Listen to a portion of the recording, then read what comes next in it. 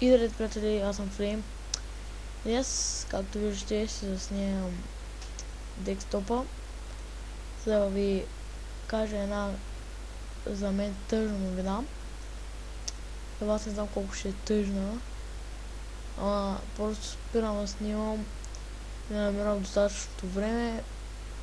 Едва сядам на компа за половин час да поговоря малко с приятели и такива глупости. Вече не сядам толкова често, колкото преди, защото желанието ми вече се изгуби да играя на комп. Горе-долу вече зеле ми омръзва.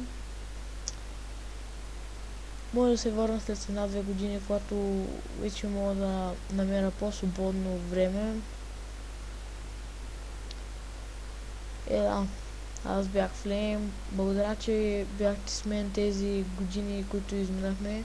То по-скоро са 2 години. Но все пак благодаря много за тия, които ме подкрепяхте. Гледахте моите видеа, бяхте абонирани. Аз бях Флейм. Ще се видим скоро.